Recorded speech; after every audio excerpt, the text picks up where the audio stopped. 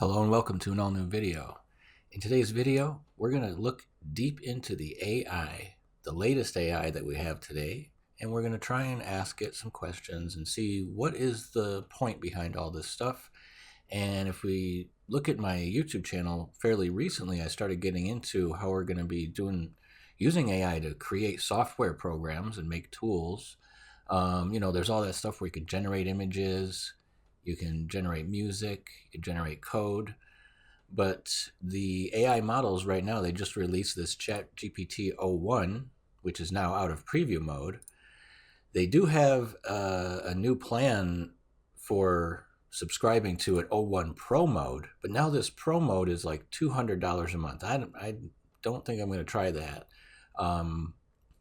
If I could afford it at some point, I might, but right now that's not in my budget. So I'm just looking at this one, and we're going to talk to the new 01 regular mode here, but we're going to see what we can get out of the AI. And connecting it to the work that I do, it's like, well, if the AI could do all of the stuff that it's claiming it can do, or even the stuff people think it can do, if it could do everything, I wouldn't make any of these products, or I wouldn't have them be charging money for some of them. And then they should all be free, right? But this thing does cost money. Some AI models out there are free. There's free modes in this that you can get it to do some of the coding and other stuff. And pretty soon we're going to be running these AI models on our own systems. So with my website, not just the free software and tools, but all the advanced things I've been working on, I've been using AI to build off of open source software or start from scratch, like I've been showing in recent videos on how to build some of these software tools. And what's the point behind these tools? I'm usually making interactive real-time stuff with image processing, doing high resolution. There's certain reasons why I'm doing it, because I can't get the AI just to do it by itself. And so that's what I want to explore today. And I think I'm going to use the voice mode with the AI. And we're going to do this new series of like Max Chroma versus the AI. We're going to see why would we do something manually or try to program it or try to do it ourselves. Why would we use a program that's more interactive and real time, or just some other reason, versus just asking the AI and going through prompting it and chatting with it and trying to get it to do the stuff on its own that it can do, right? And if it keeps getting better and better, it can do some of these advanced things, right? Like maybe I could just supply it with an image and I could get it to have that, I don't know if I have the color, the test image, even like one of these complicated ones, but I have some other ones. I think I got to find it in a separate folder. But it would be like, can the AI, for one, could it generate artwork like this? Can it generate a very technical design like this image? I just got to wait for the preview to open. Windows preview is always like that. Yeah, here we go. So, these images that I've created, well, they're very high resolution. They are very technical designs, very exacting ways in which I've engineered all the pixels to be in this image. And can AI just generate art like this? Or does it generate something that might look like it, right? What about with this type of test image? All these different colors. This text is very precise and exact. These blends are showing 4 colors and the different possible ways that 4 colors could blend together, either as 6 possible 2-color blend pairs, 4 different 3-color blend triplets, or a full 4-color blend. But could the AI take this and then split it into those 4 colors automatically for us? Why, we wouldn't need to use other software to do it then, right? Could it generate images like that? And it's kind of like, I already know the answer is no, not right now, but they're getting better at this kind of stuff. And on this channel, we're going to talk about this image stuff related to AI or coding related to AI. But let's just, after that preface, let's kind of go into it now and see what we would use it for, what we wouldn't use it for, what we can get it to do right now. And I don't want to use that test image. I guess I want to find a different test image real quick. I know I've got one of those custom color images we can use. Let me just find it in the folder real quick. I think I got it here.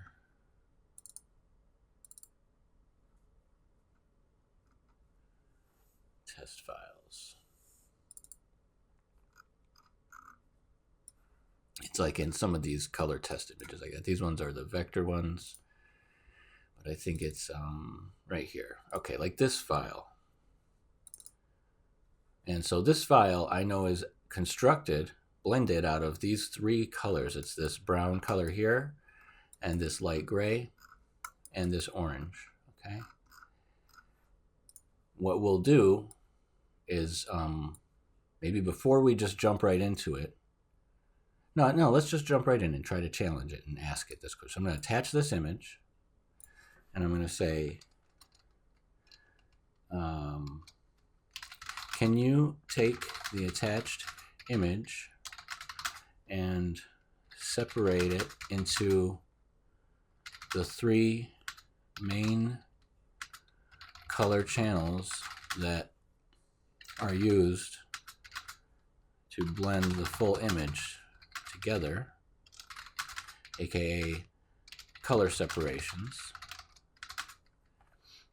as a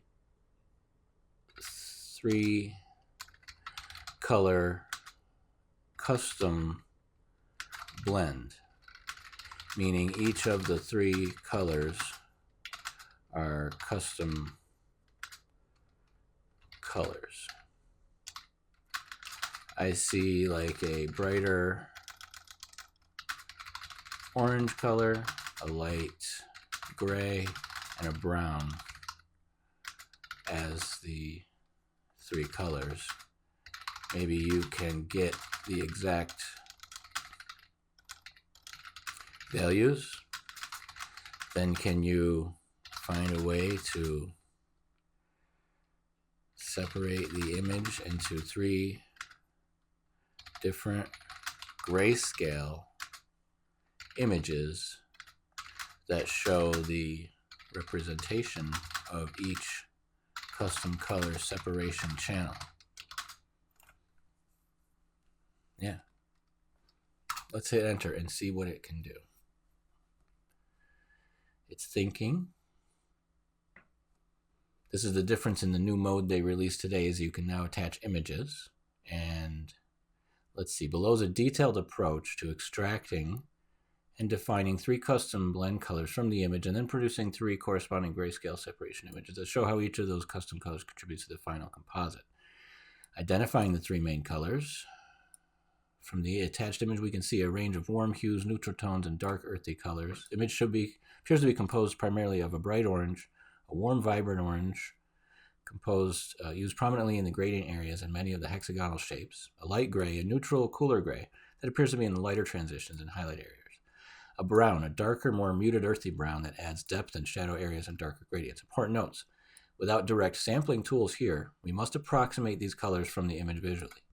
If you have an image editing application like Photoshop, you could use the eyedropper tool to click on representative areas to get exact hex RGB values. Okay, so it's thinking that it can't quite do it right now. It says these are the approximations it thinks. It's conceptual. It's kind of going over all this stuff, like kind of teaching us how to do it, I guess, rather than just doing it. But maybe that's what this 01 mode is doing rather than the regular 4.0 mode. Let's continue and give it a chance. These 3 colors can serve as your custom inks or spot colors for a 3-color separation. In a real production environment, you would pick spots that best match the overall hue families of the artwork and then refine them by direct sampling. Conceptualizing the color separations. Once you have your 3 spot colors defined, the goal is to separate the image so that it can be printed or conceptualized as 3 separate grayscale plates, each one indicating the intensity of a particular custom color at every pixel.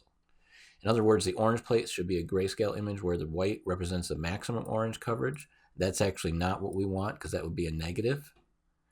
And black represents no orange, so it would be making negatives. We kind of want positives, but that's just a screen printing specific thing. The gray plate should similarly be a grayscale image, the brown plate, etc. When these 3 grayscale plates are combined with their respective inks, they will blend to recreate the original full color image. How to create the separations. Method: conceptual. Convert the image to a device-independent color space. Represent each custom color as a vector. linear decomposition. Each pixel in the original image is also an RGB vector. We want to express that RGB pixel as a combination. So we want pixel to become a combination of color orange, gray, and brown. And it's kind of doing like A times the orange, B times the gray, and C times the brown, where A, B, and C are coefficients between 0 and 1 that indicate how much of each color is present. To find these coefficients, you'd solve a system of linear equations or use least squares approach, since 3 known vectors can serve as a basis if they are adequately distinct. In practice, this might not be a perfect linear decomposition since natural images often have complexity.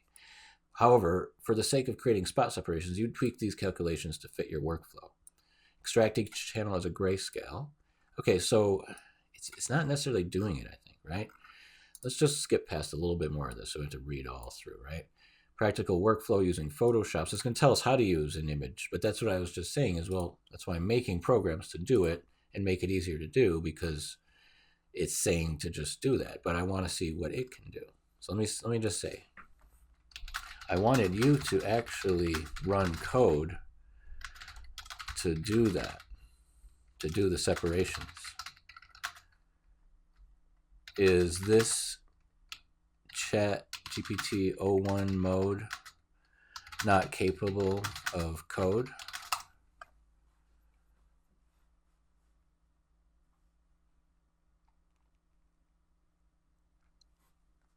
Okay, below is an example of Python code that uses the Pillow and NumPy libraries to load the image, define 3 custom colors. Hold on, okay. Define the custom colors for each pixel in the image. We solve the coefficient. Okay, but is it going to run it?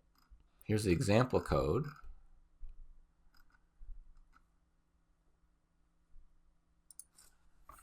Are you unable to run the code yourself? Should I use ChatGPT 4 instead and have it run that code on my image? Ah, here we go. I don't have the ability to run code locally or access your files directly, regardless of the model version. Well, that's not true. All ChatGPT variants, including GPT-4, operate within a sandbox environment where they can only simulate or provide code, but not execute it on external images or data. That's not really true. If you want the code to actually run and process your image, you'll need to run it on your own. Okay, see, we're hitting a roadblock already, and this is supposedly the new Pro mode, or not the Pro mode, but the new 01 advanced reasoning. Let's go to 4.0 and try to let's try to say, please run the code above on my attached image. Let's attach the image again, right here. Please run the code above, or make new code to separate my image attached into the 3 custom colors as grayscale positives channels that would blend to make the that would be used. Okay, we'll just say that. Separate my image attached into the 3 custom colors as grayscale as new grayscale images representing each channel. This one is ChatGPT 4.0, and when it says analyzing, it is doing code. And this is where it can run some code on an image and sort of do image processing. But the thing that we're sort of looking at is we can't do real-time image processing. We can't really interactively process the image. We have to tell it some instructions, let it go through and try to process it, give us the result as these 3 images. And here it says the separation images have been created and saved. You can download them using the links below. So let's download each one and then review them. Okay. And we'll just open up downloads here. Okay. So here we've got 3 gradient separations that they're kind of inverted, but that's okay. We can say, can you make sure they are inverted so they are like positives instead of negatives? And here's the issue I see. They're a little bit too much contrast. Okay, I can see that it's not a smooth gradient across the whole thing. You know, this one's a little smoother, but you see where that's getting cut off a bit, starting here and blending out to there, but stops there. And same with this one, it's a little bit washed out here. So they're not the smooth exact gradients that I am looking for, right? It's not truly a perfect separation, but let me just ask it. Can you make sure each of the separations are correct and accurate and not extra contrast in how they reproduce the original image? It looks like you got the correct 3 colors, but the separations are compressed in contrast too much.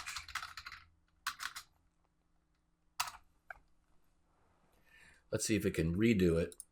But so this is essentially what I wanted to show with this video, is that if we try to go through and even do simple image processing tasks, this one's not really simple, but it can be simple if we do it in certain programs, like the stuff that I've been working on with it, right?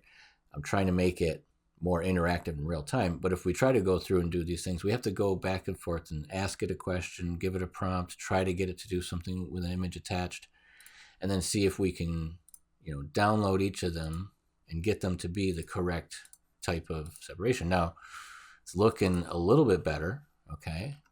This is now the positives for each one, like that and that. And, I might just have to use, I think I'll use Photoshop just for now to do it.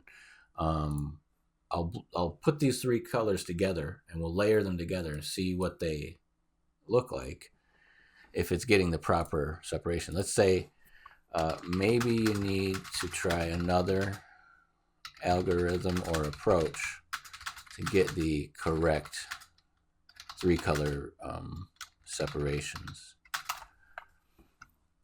Because let's try to open them up and see, right? Let me go to this. I'm gonna load one. And what we'll do is just double click this image, create a new layer. Here's what I'm gonna do is make this not grayscale, but image mode RGB, don't merge. And we will open up that test image here so we can get the colors. And I want this to be the brown. What I'll do is set that to screen blending mode. And so now I've taken this separation and made it look like it's being screened in brown. We'll group that together. I hate it when it does that beep. Okay, we'll load this next image in. Okay. We will make a new color layer, set it to this gray, screen, group them together. We'll make this be linear burn, blending mode. If they were truly accurate seps, you'd use those 3 modes over white background to see that it's accurately reblended. And let's load the orange in. Oops, I want to put that in the same document right here. Hit enter. We'll just, we don't really need to rasterize it. Let's make a new color layer there. Select orange. Forgot how to speak for a second. Okay, let's do screen. Group it together. Set it to linear burn. All right, so we compare the 2. Window range 2 up. So we can clearly see that it's getting the right colors. It's at the right points, but it has really sort of it's blown it out. It's made the contrast of each of those colors too much. But still, if we gave it's not like a perfect test image like this, if we gave it some sort of other random image, maybe we could get it to do something like this and pull out the green and the purple, and well, that'd be more like 4 if you kind of use a light color and a black. maybe this image would be more like 3. Let's say you just use the cyan, a pink, and a black, right?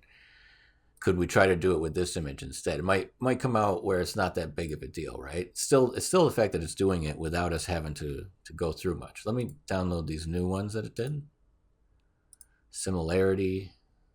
I use an alternate algorithm based on color similarity to compute the separations for the 3 custom colors. Okay, let's take a look at that. Let's change this.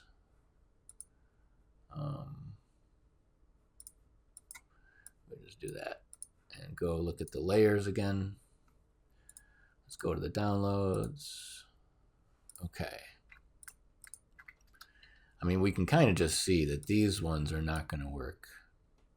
Because now it's done it where, yeah, this is like it's got the black point here, but then that white point is kind of off. If I just do levels on this, I could try to get that to be black, but then when I try to fade this out, yeah, it's still going to have issues with it, right? It's not creating the right separation. Not, this one's closer to being true. Let me do this. It's still off, really. It's not the correct. Yeah, each of them are really, so it got worse, actually, kind of, and it's because the AI is not looking at the results of what it's doing. It's not really doing this kind of process of back and forth double checking it, right? Not really getting the correct thing. If we give it the right algorithm, it might do it. And that's what the stuff that I've been working on with my apps is like building ways to do that stuff. So, I mean, let's just give it a chance on this other image though, right? Let me not, be too harsh on it right away. It's still pretty amazing what it can do just from an instruction and giving it an image, right? But it's like you'd go back and forth a lot to not even get the results you're looking for. So maybe it's not quite at the level for doing precision work, or maybe it can't even do high resolution. Here's the other issue. This image was about, let me see here, 1500 by 1500 pixels. These, yeah, it did that size. Okay, it might cap out more at 2048 or something, right? But let's just give it this image and say, okay, can you use the previous algorithm since it was better and try it with this image attached using the best custom colors you can pick from the image, like a bright cyan, magenta, and a black.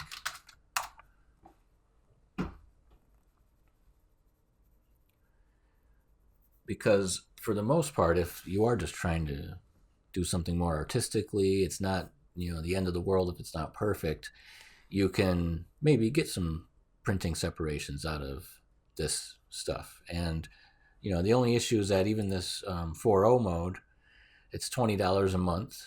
And the thing I'm trying to teach with my YouTube channel is why don't we use the AI to make our own apps that we can run without having to pay per month.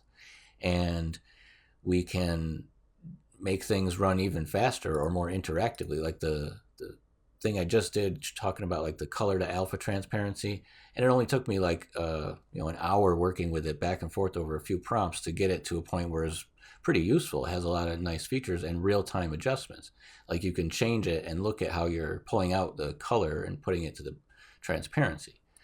So if we're on this, let me look at the analyzing. It's running the code.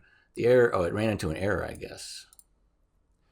Okay, let's just give it a chance and see what we got.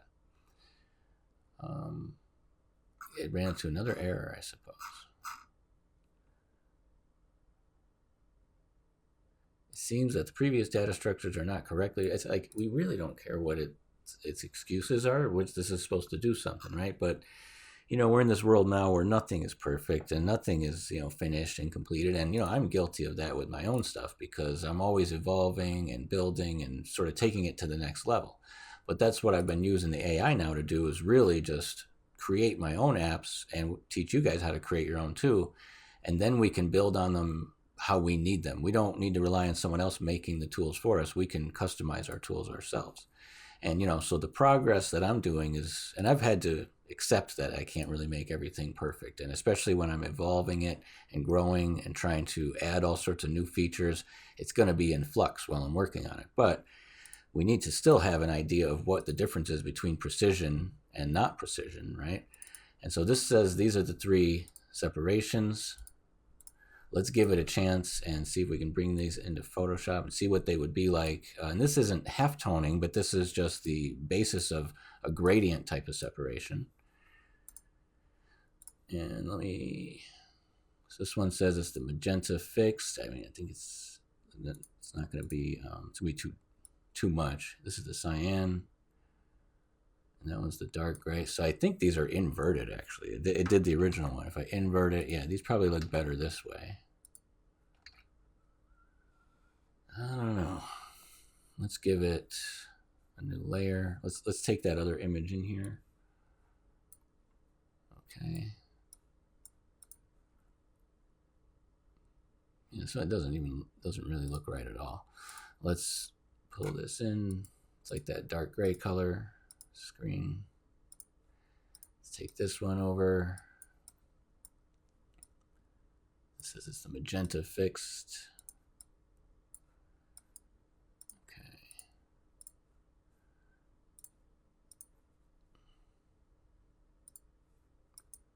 We got to change it from grayscale mode to RGB.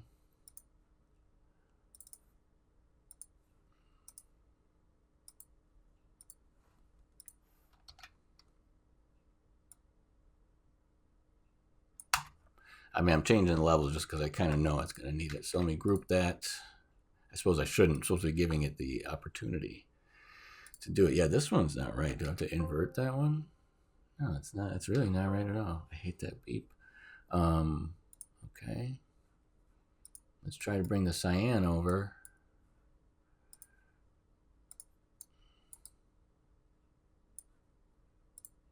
Get rid of that color. Okay. New solid color. See, I mean, it did seem to get these two almost right. Let me do screen. Oops. I really apologize for that.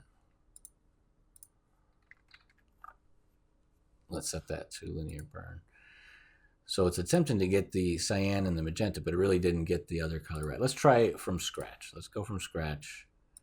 New chat. I think this one should be pretty easy. It's like a mint green, magenta, and a black. Let's attach the image. Please separate the attached image into 3 custom colors, like the bright neon mint, magenta, and black, that are most present in the image, and make sure they are gradient grayscale separation positives, not negatives. And give me the 3 images back.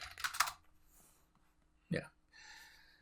And you don't have to type to it. You could just go through the voice mode, I think, in some of these ones. You could, you don't have to be good at typing, right?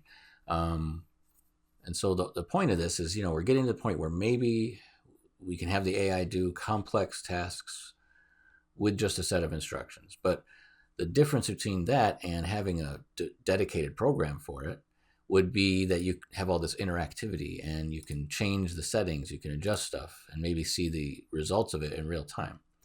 And also maybe it's resolution, like the resolution of images. But let's go ahead and take these right here.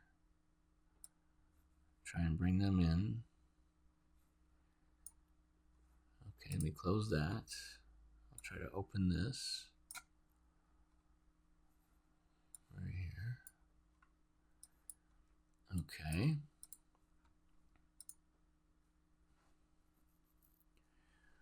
So maybe, okay, the black gradient positive, it still did negative. So here's what I'm gonna do is I'm just gonna invert it. We'll just keep that one black. Let's see, this one is the mint. So I'll invert it. I'll do Control-A, copy. Let's paste it in here. I'll put that color overlay.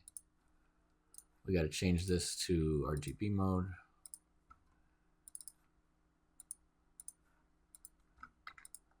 And there's the thing, I really kind of want to have a separate app just to do this, so I don't use Photoshop just for trying to show what these color steps would look like blending together, right? And this one seems like it's going to have that. Oh no, I got to screen blend this. Okay, screen. There we go. Now let's go to the magenta. Copy, we'll paste it in. Invert. Color. Screen. And then linear burn. Yeah, so I mean, the problem is I think it did thresholding instead of gradient. Yeah, okay. So let me tell it. It needs to be, you made them spot threshold separations instead of gradient channels. Can you correct that? See, we have to go back and forth already, and it's just, so that's really why I do all this software development, creating things like this ScreenTone Eternal. And right now it's on sale for just 75% off the $400 price, because what you get when you purchase that is lifetime upgrades. You always get, when I improve it and update it, you get the free update. And you get all the other products for that purchase. It's like buying the whole bundle of everything. For right now, it's only $100, okay? The thing with this is, like, these tools aren't really set up to be that way yet. Let me download this and check it out. Try to bring this in here. Close that. Okay, so this just looks weird. I'm not even sure how that one would work. Let me see. Yeah, no. Let's see here. They kind of just gave me the same files there. So yeah, I mean, it's to me, it's too disappointing trying to get these things to happen. And the same thing happens when I do this kind of like halftone artwork stuff. You can get the AI to maybe fake a artistic halftone effect, but it's not going to do like a precision halftoned image. You know, take this image, but it's not like the stuff when you zoom in on, it's not really actually perfect, right? It's got all that AI kind of stuff to it, where it's not, the tiniest little shapes aren't actually the precise way that they should be.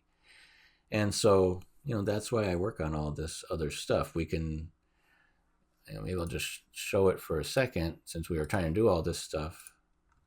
Let me open up one of the latest versions of it.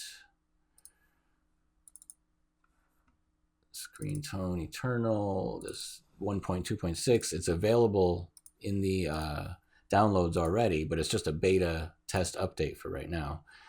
But what I'm trying to do there is do things like just be able to load an image. And let me grab that test. Go to the desktop right here.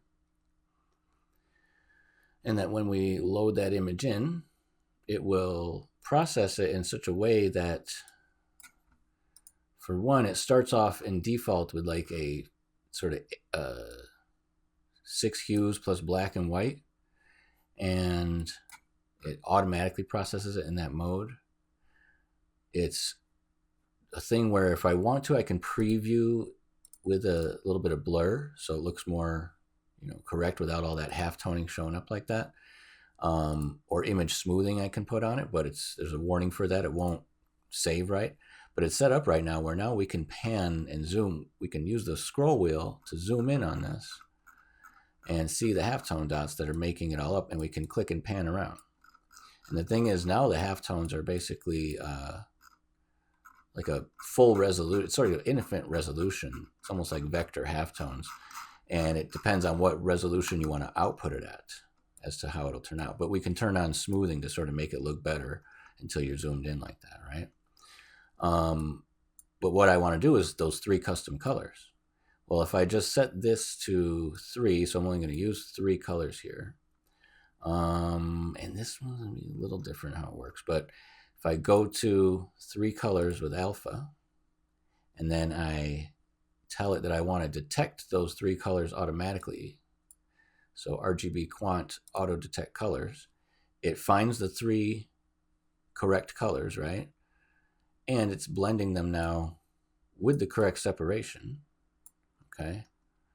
If I turn this, I don't have to look at this in halftone mode. The thing is also can do these gradient separations, right? And let me just go down and reset to default view. And so it looks like just the original being recreated here. But we can go down to this mode where we look at the separations and we can view separation 1, 2, and 3. And we can also see those in halftones directly, and it interlocks the halftones perfectly together. And so let me just turn off that smoothing. And so you can separate into the 3 custom colors, and you can get it either as halftones or as those gradients.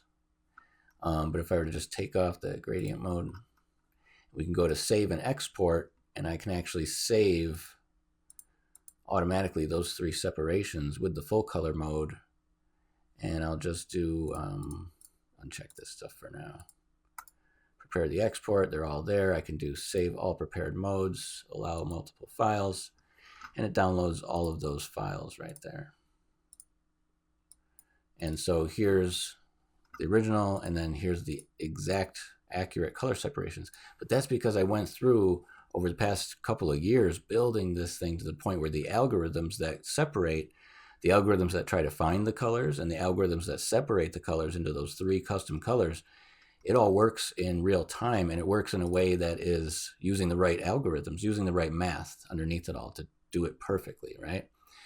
And so that's the thing, is there isn't a program on the planet that can do this. This is why I've created it. It's not because it's just, tinkering with some art and color and doing separations and color mode things. It's because I'm trying to do stuff that I cannot do in Photoshop.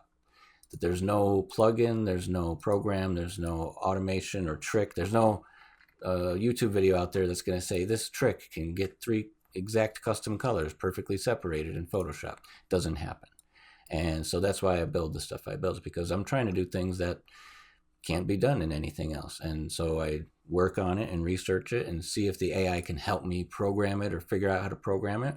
But where I shine in some of that stuff is just problem solving and testing back and forth, and then trying to figure out what are the right algorithms we would use. And, if you work on it a little bit and that, you say, okay, you need to linearly interpolate between these 2 colors and then do another loop of interpolation between the 3rd color, you can start to get close to some of that stuff. But what I like about this program is I can essentially adjust the colors in real time also. I think it's these ones right here. So I've changed things around a little bit. So if I change this orange color, let's actually work on the gray. We're looking at the gray separation. So let me do color picker for the gray, and I'll change this around, and I can essentially move this and see the separations update in real time. You see this triangle here? So I can have the other 2 colors blend to any color I want and have it accurately adjusting the separations for those 3 colors. So if I wanted the extra contrast, I could do it, but that's not the exact way that it should separate, right? But anyway, let's finish this video off where we are, and I was just trying to show that, the AI seems to be like the most advanced thing out that you can do with some of this stuff, but even a custom 3 color separation, it's going to be like hit or miss whether you can get it to even do it the right way. It's not doing the half-toning thing. It's not doing the high resolution. So there's a lot of reasons why I've been working on the stuff I work on, and why some of it is not always free. The free stuff, you can see I'm showing, hey, within just a few iterations of some prompts, we can start building some little test applications.